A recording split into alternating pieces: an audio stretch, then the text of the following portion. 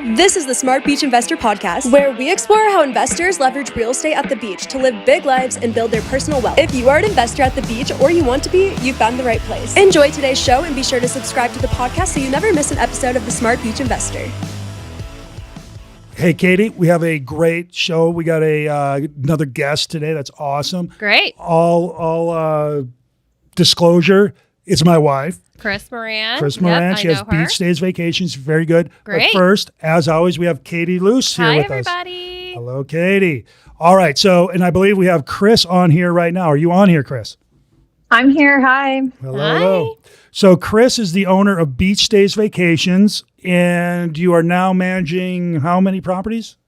25. Oh my God. 25 That's properties, awesome. growing fast. Mostly condos, some homes. Is that accurate? Mostly condos, 2 homes. 2 homes. Is there a reason it's mostly condos? Do you want condos? Do you want houses? Does it matter? It's just kind of worked out that way, but I do prefer condos to houses. Okay. So here, let's start out here. I'm just going to bust right into this. What would you say is the state of play of the vacation rental market here in Destin, Florida, South Walton County, for Walton Beach? Well, the last 2 years were really crazy bananas. I think mainly because Florida was one of the only places open in the country. Yeah. This year, we definitely are seeing a softer rental market. It hasn't been as bananas. It's still busy and still active, but it's not as bananas. You can tell. You can tell because the traffic. Yeah, it seems like it's back to our normal rental season of like Memorial Day to like August. I think a lot of owners and people got used to the way it was the last 2 years, where you could kind of ask any old price and you'd be full and you didn't have to leave your place nice, and it didn't matter. We were at 100% occupancy for most of the spring and summer. There weren't even hotels available. There was nowhere to stay. People were desperate. There was no. It's not that same way this year. Kept going. Yeah, it just kept going. But this year, it's not that same way. And I'm definitely seeing that properties that are not directly on the Gulf are not booking nearly as well as they did in years past. I think people are snatching up the Gulf front properties first. Yeah. So let me ask you this, because, we do a lot of sales, right? Real estate sales, condos, houses, land, all that type of thing. And we've noticed more so in the last couple weeks, last 4 weeks, the softening. Is that, and the anticipation is going to continue to soften, that more properties are going to come on the market. It's going to be harder to keep that high sales price and all that stuff. Did it turn up that fast with the property management, with the rentals too?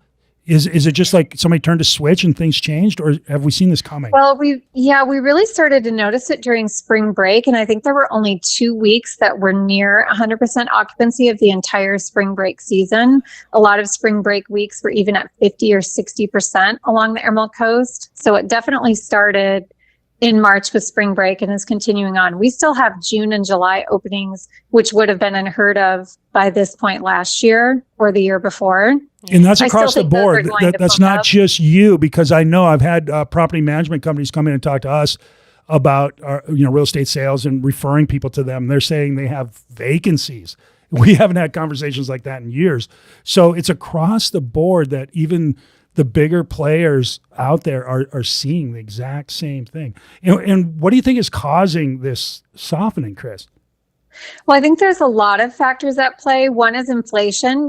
People are getting hit in the pocketbook for everything, and I don't think there's a lot of extra money for vacations. 2 is gas prices. We're mainly a drive-to destination. And if you're not, flight prices have gone up to crazy amounts. It's just very expensive for anyone to get here, no matter what mode of transportation they're taking. So if they're price sensitive or, haven't been saving up for that vacation, they probably don't have a lot of extra money. And then you hear people talking a little bit about beach fatigue. People have been coming here the last couple of years to the Emerald Coast, to all of Florida, because we were one of the few places open that you could still vacation, where now most of the country, most of the world is back up and open. Cruises are running again. You can travel to Europe. You can travel to bigger cities. There's a lot more options, and people might be thinking, all right, I've gone to the beach the last 2 years. I'm going to try a city or Let me go to Europe or Nashville. some or a Let cruise. me go to Vegas or something. Yeah, I didn't even think about that. Yeah, because this is where you could only go. And everybody's like, been there, done that. This was it. Yeah. We were their only choice for a while. So what can what can owners do to increase their opportunity to collect these big rents? Because I think a lot of them planned on having big rent, have they not? Well, you've got to be with the right property management company and have someone really looking out for you. When you're with some of these bigger companies, I don't think they notice every single condo and where, we watch and monitor our calendars like hawks, like we own the property and monitor that very carefully. Making sure you have your pricing right, making sure you have an updated property with good amenities. You've got to set yourself apart from all the competition. There's so much competition. That's such a rental dense market. So anything that you can do to set yourself apart, provide beach service, provide a beach cart. Let me push pause just for a moment because you're saying a lot of things here. We were talking with Andrew McClendon, who owns McClendon Builders, and he brought up something I thought was really interesting, Katie. Remember when he said, what the heck did he say again? He said something like, companies that provide really good service, they're going to be the last people standing. They're going to get a lot of work because so many businesses don't take care of their employees, don't take care of their customers. Yeah, customer service is gone. Yeah. But those companies that do are going to flourish. I thought that was really insightful by Andrew. And I think you're saying the same thing because, we're married, so I see this on a day-to-day. Y'all, the gals you work with and have you helping out are at 11 out of 10 on the customer service and caring and jumping in when the phone rings, you're on it. When somebody's asking about, client or owner is asking or requesting or whatever, there's no pause. Y'all are on it. I've gone to clean condos with you sometimes even. Mm-hmm. We get this stuff done, right? Is it fair to say that that's not the case with everyone? No, I don't think so. I think for most people, if you're calling, a bigger property management company and asking a question, they've probably never been to that property. They don't know anything about it. I have property managers that are well paid. They aren't just $10 an hour employees. They know every property inside and out. We can answer almost every question that they have about the property. We go through and we make checklists of every property. We make sure there's a fire extinguisher. We write down the brand, make, and model of each TV. Our biggest maintenance complaint is TVs because other guests come in and set up gaming systems or things like that and don't return it back. And then the people come and they can't figure out how to just turn on the news or something. So we keep a list of all of that and troubleshoot and get the people back up and running.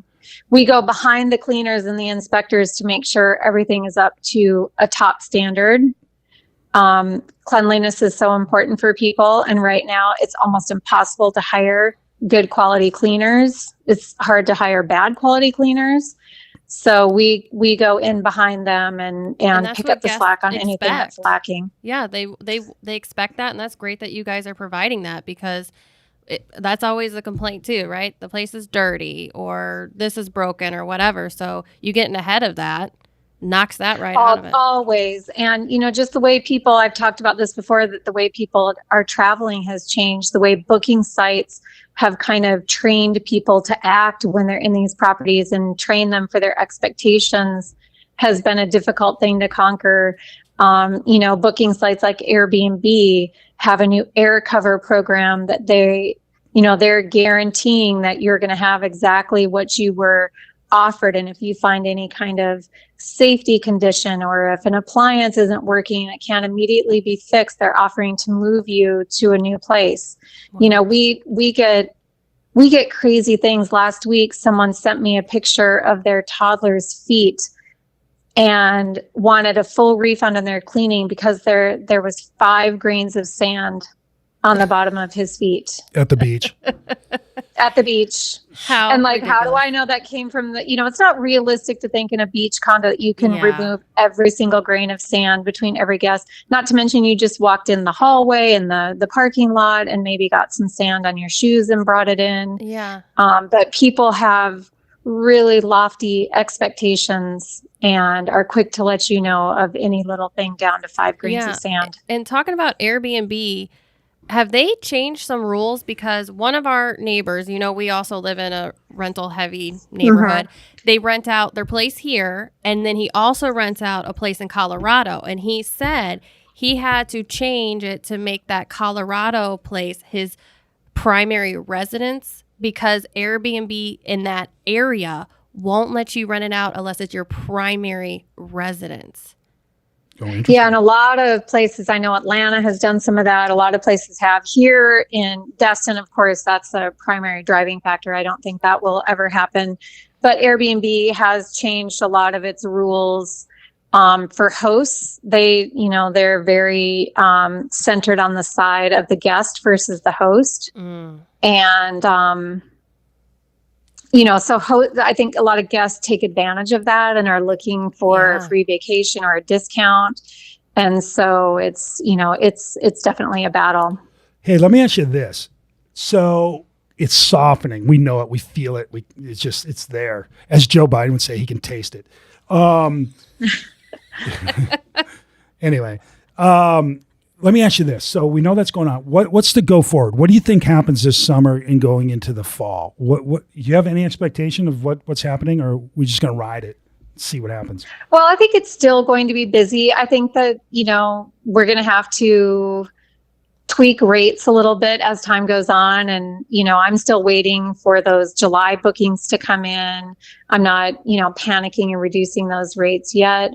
As far as the fall and winter, I just think the nicer you can have your property and the more amenities you can offer to guests to set you apart from all the other properties are the things that make people feel happy when they arrive. Sound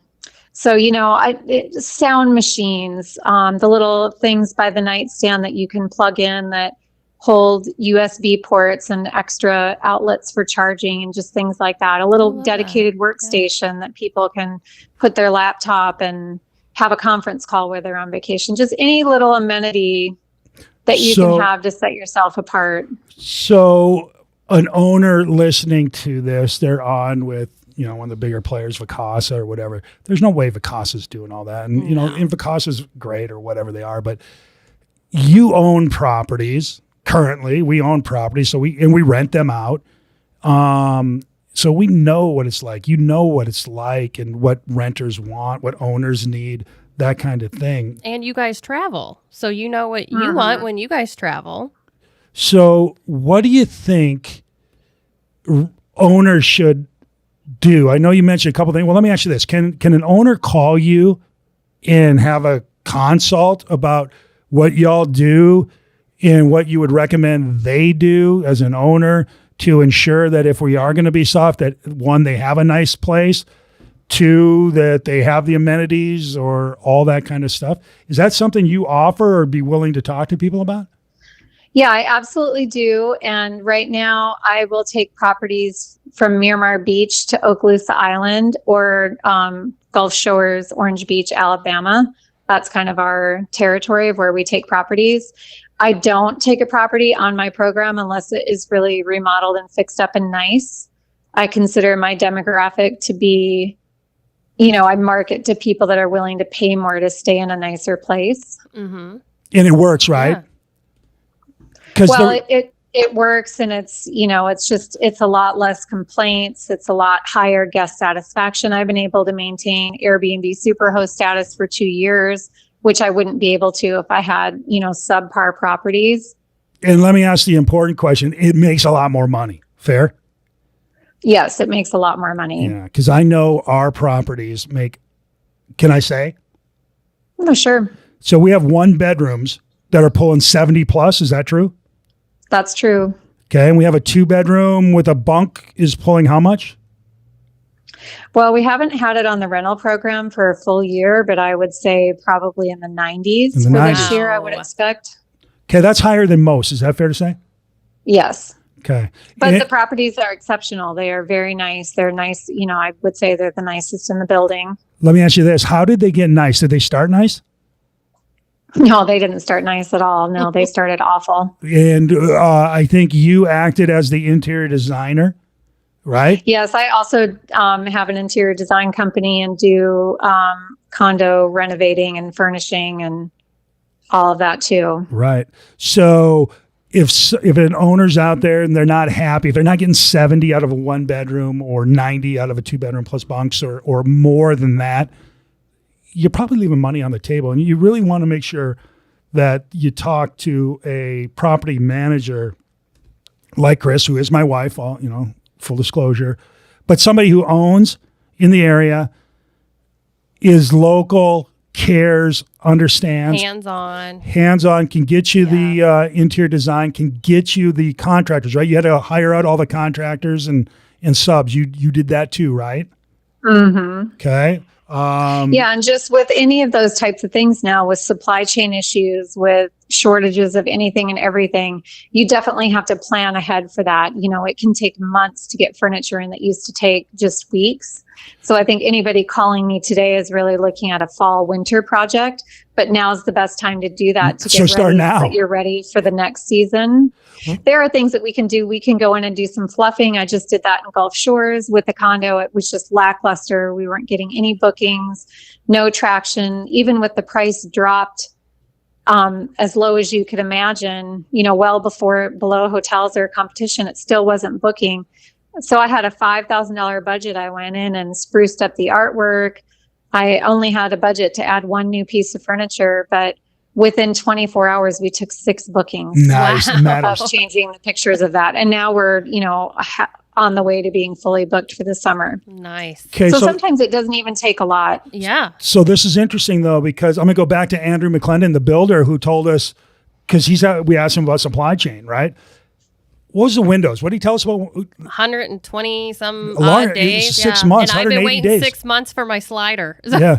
So it's the same thing with you. If folks are planning, if they're going to make a change for 2023, I know it's a long ways off, but with supply chain stuff, it ain't that long, right? And you can do the fluffing in the beginning stages and then do the full remodel. Right. Yeah, there are things you can do up front, but and really kind of any remodeling and construction needs to be saved for the winter anyway. Most buildings don't allow that during the busy summer season. They don't want to be disturbing all those high paying guests, but it's smart to start that stuff now. We start ordering the supplies, have it all in hand. So when the work starts, we're not waiting and having all kinds of delays because something isn't available. Yeah. You can't rent if you don't have a washing machine. Yeah, you can order your tile, your appliances, your flooring, any of that kind of stuff in advance, have it all ready to go and here so that when we block off the calendar, it's all there in place and ready to go. Okay. So I'm going to put one more thing out there. Florida's Florida. People are going to come to Florida. You can get beach fatigue all you want, but you're going to getting stabbed on the subway fatigue pretty quick too.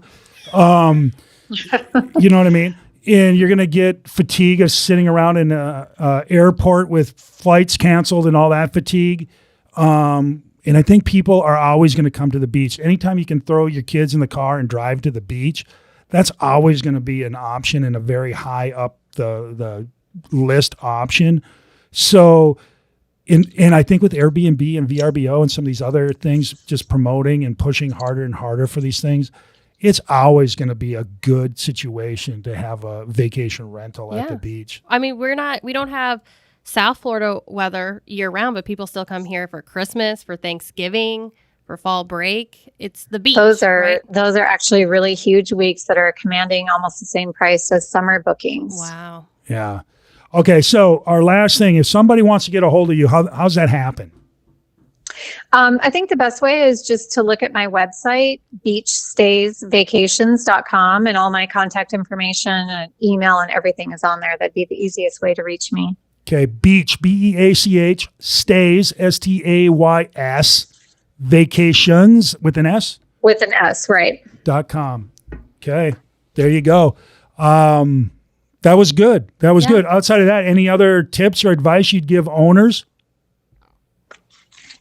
Well, I can't think of anything else that we haven't already discussed, but again, just having a top property with the right property manager, professional photos, you've got to have that for all of my properties, I go in and I spend hours, you know this, John, I spend hours collecting items, and I stage the property with dishes and towels and all the things. People with other to really management make companies those- call you to do that for them, don't they? Yes, but I won't do that. It's, you know, That's it's good. very time consuming. That's good, But because you have a having good the business. best People should keep possible the whole thing. pictures, you know, we do that. We do aerial photography or drone photography, so you can see the beach and the area.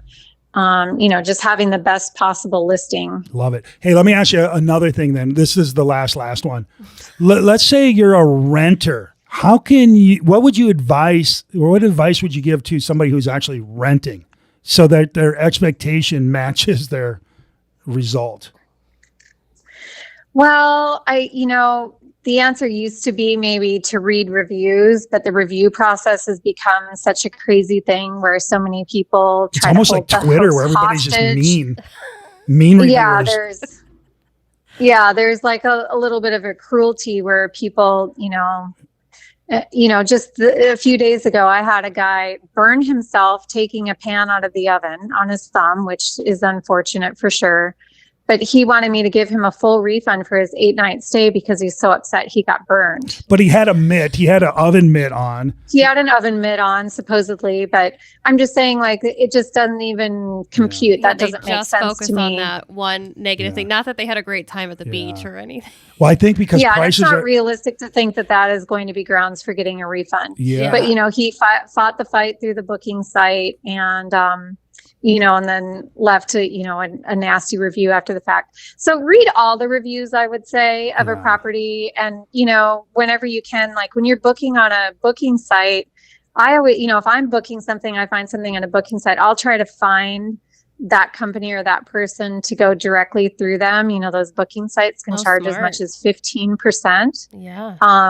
Which when we're all trying to save money, you can certainly save money by booking directly.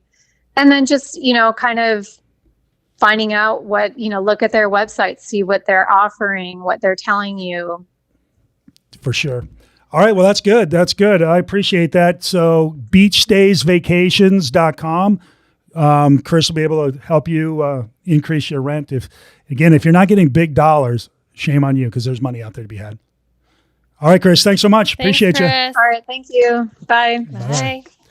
So there we go.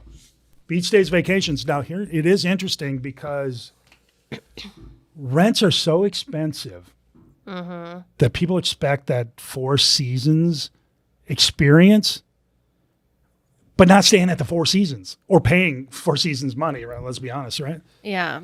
So it's really weird, I some think of the things. they get here and they might be already a little ticked off because gas prices were so expensive. This vacation we thought was going to be $1,000. It's now $2,000 and we're just walking in the door.